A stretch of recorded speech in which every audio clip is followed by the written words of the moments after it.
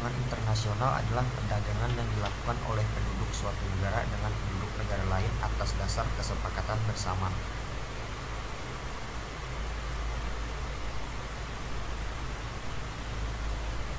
Perdagangan internasional dibagi menjadi dua, yaitu ekspor dan impor. Ekspor adalah kegiatan mengeluarkan barang dari dalam negeri ke luar negeri, sedangkan impor adalah kegiatan memasukkan barang dari luar negeri ke dalam negeri.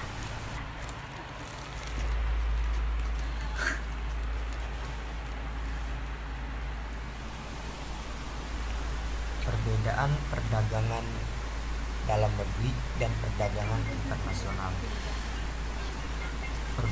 Perdagangan dalam negeri yang pertama yaitu kegiatan dilakukan dalam wilayah suatu negara. Yang kedua, pembeli dan penjual cenderung bertemu. Yang ketiga, mata uang yang digunakan sama. Yang keempat, tidak dikenakan bea masuk. Yang kelima, biaya angkut lebih murah. Yang keenam, kualitas barang bervariasi. Dan yang ketujuh, peraturan perundang-undangannya sama atau hukum nasional. Untuk perdagangan internasional, yang pertama, kegiatan dilakukan dalam wilayah antar negara. Yang kedua, pembeli dan penjual tidak berinteraksi langsung. Yang ketiga, mata uang yang digunakan berbeda sehingga menggunakan devisa. Yang keempat, dikenakan bea masuk atau pajak. Yang kelima, biaya angkut lebih mahal. Yang keenam, kualitas barang mengikuti standar nasional, standar internasional. Dan yang terakhir, peraturan perundang-undangannya berbeda atau hukum antar negara.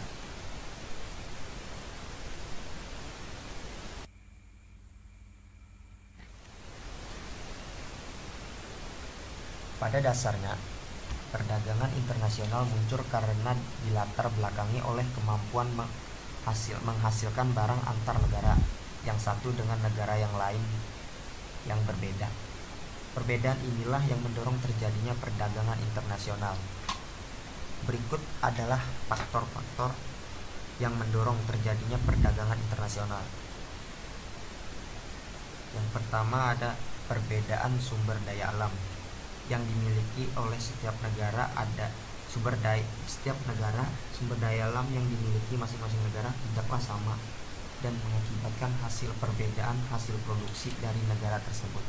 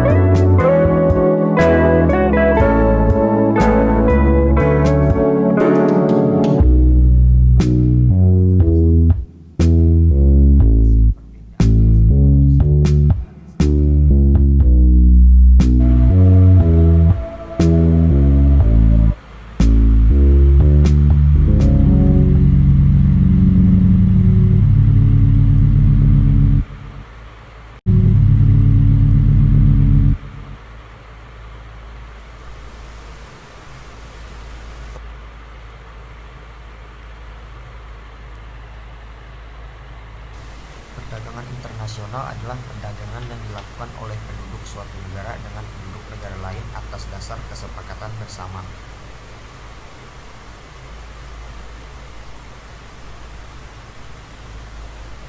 Perdagangan internasional dibagi menjadi dua, yaitu ekspor dan impor. Ekspor adalah kegiatan mengeluarkan barang dari dalam negeri ke luar negeri, sedangkan impor adalah kegiatan memasukkan barang dari luar negeri ke dalam negeri.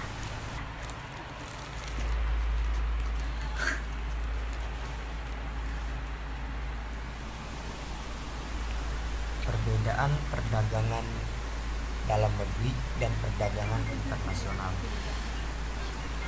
Perdagangan dalam negeri yang pertama yaitu kegiatan dilakukan dalam wilayah suatu negara. Yang kedua, pembeli dan penjual cenderung bertemu.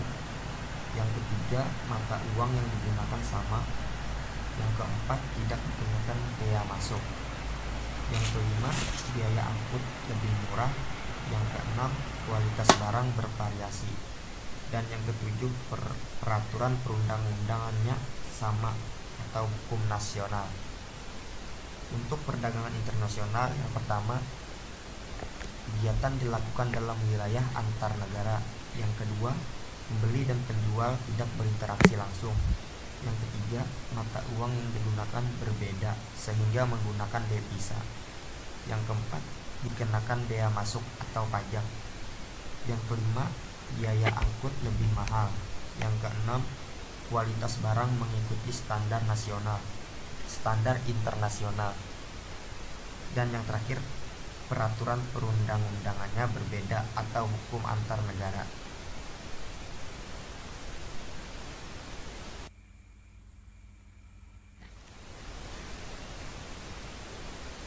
Pada dasarnya, perdagangan internasional muncul karena dilatar belakangi oleh kemampuan menghasilkan barang antar negara yang satu dengan negara yang lain yang berbeda. Perbedaan inilah yang mendorong terjadinya perdagangan internasional. Berikut adalah faktor-faktor yang mendorong terjadinya perdagangan internasional. Yang pertama ada perbedaan sumber daya alam yang dimiliki oleh setiap negara. Ada sumber daya alam yang dimiliki masing-masing negara tidaklah sama dan mengakibatkan hasil perbedaan hasil produksi dari negara tersebut.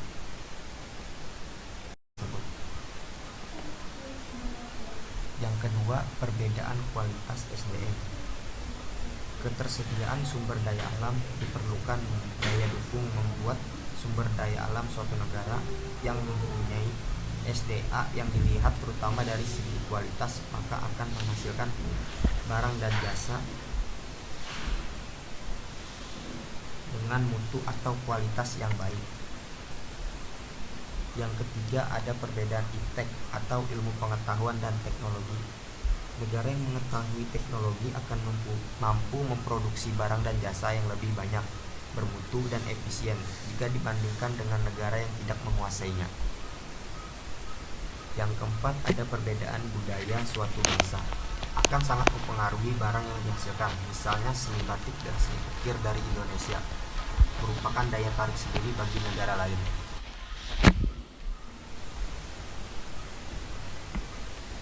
Yang kelima, ada perbedaan selera.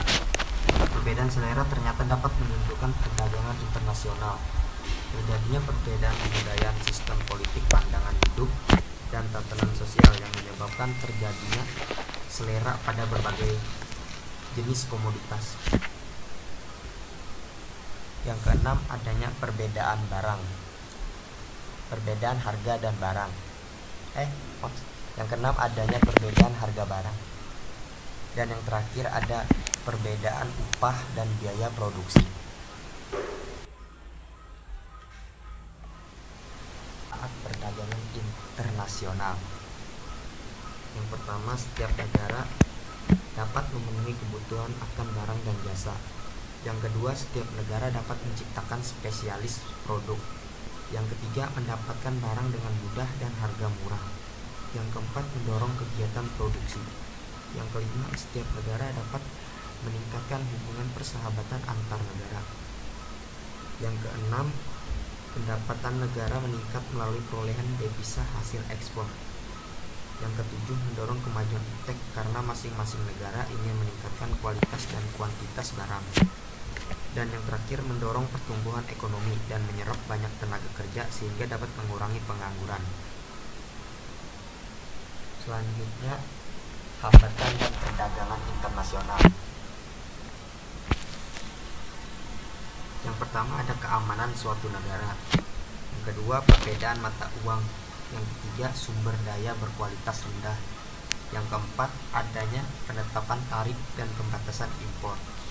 Yang kelima, terjadinya perang atau konflik. Yang keenam, adanya peraturan anti dumping. Yang ketujuh, kesulitan dalam pembayaran antar negara. Dan yang terakhir, adanya kuota. Sekian materi bab 3 dari saya. Terima kasih. Assalamualaikum warahmatullahi wabarakatuh.